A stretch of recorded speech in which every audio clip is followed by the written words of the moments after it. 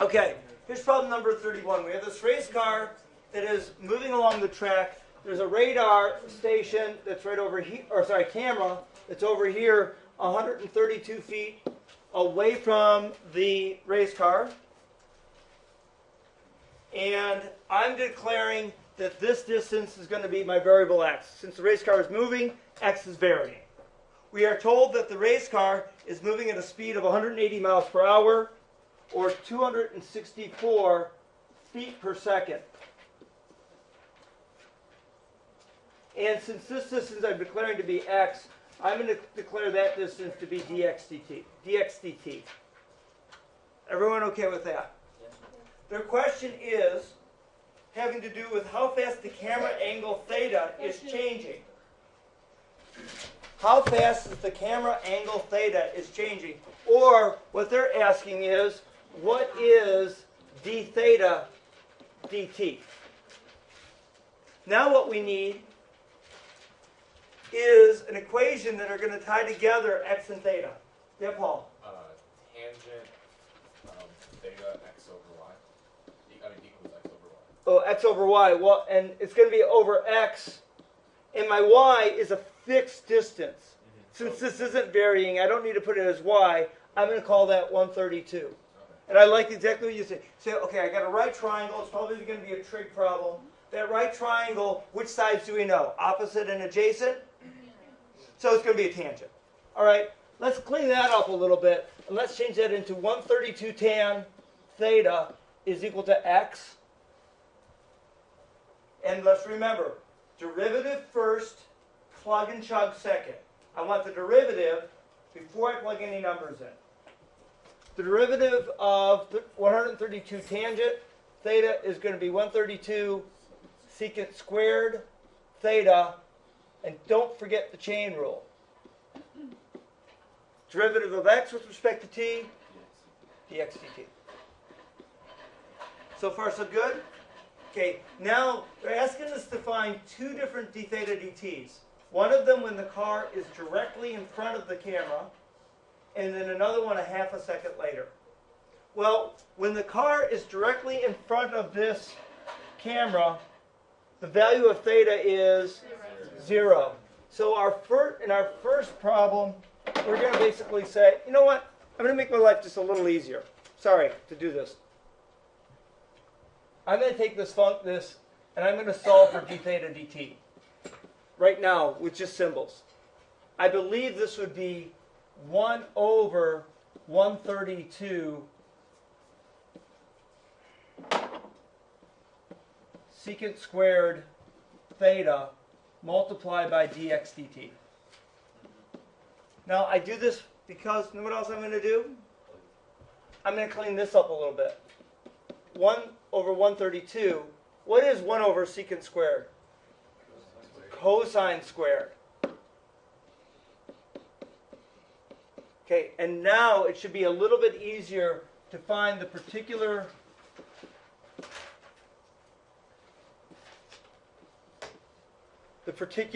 values of d theta dt that we're interested in. Well, we know dx dt. We know dx dt, and we know that 1 over 132 is still 1 over 132. What is cosine of 0? 1. Sorry, cosine squared of 0.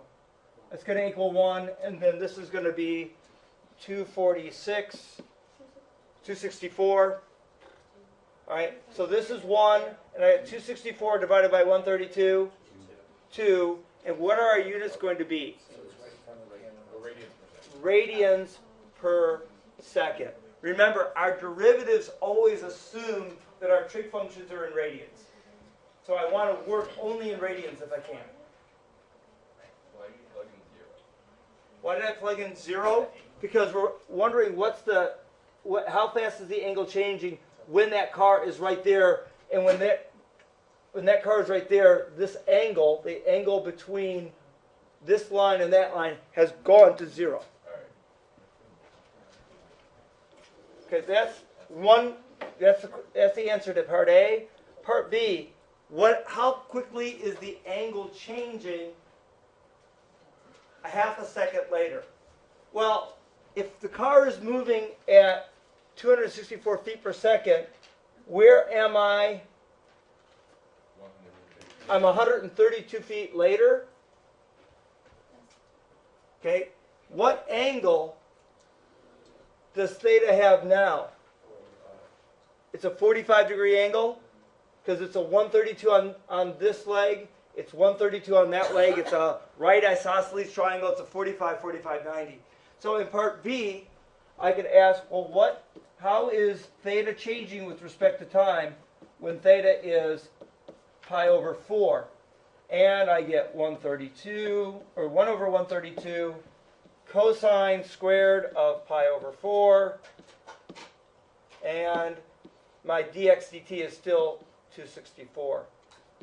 This is going to be 2 times whatever cosine of pi over 4 is. Sorry. Or cosine squared of pi over 4. Cosine of pi over 4 is 1 over root 2, then I'm going to square that. Did I have that right? Cosine of pi over Square root 2 over 2. 1, 1. It's 1 over root 2 only. Well, it's 1 over root 2, which is the same thing as root 2 over 2. So 2 times what's square of 1 over root 2? 1/2. Okay, so that one is going to be 1. And again, my units, radians per second. So let's see if that makes sense. Car's coming in front of me. While it's over here, my camera angle is moving slowly. It's going to get faster as the car gets right in front of me. And then as the car starts going away from me, my camera angle movement is slower. That intuitively makes sense for me.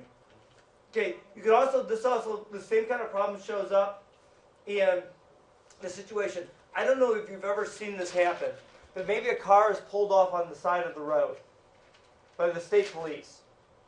The state police have twirling lights on the top of their car. Like a siren too. Like tornado siren. Yeah, like a tornado siren as well. But when it's dark out and the light is turning on the top of the state patrol, you see the light shine along, let's say, a wall. Maybe it's like on 696 where there's a wall. And what you see is the light moves slowly as it gets to the part of the wall that's closest to the car. The light speeds up and then slows down again. And that's that same idea.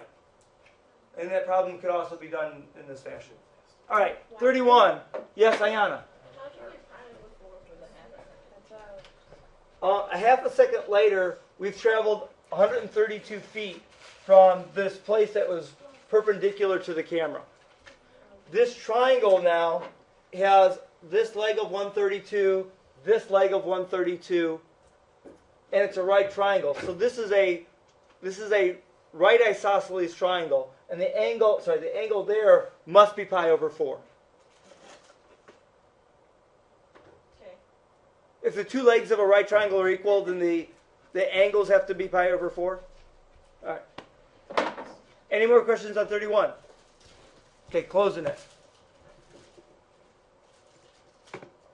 That's interesting.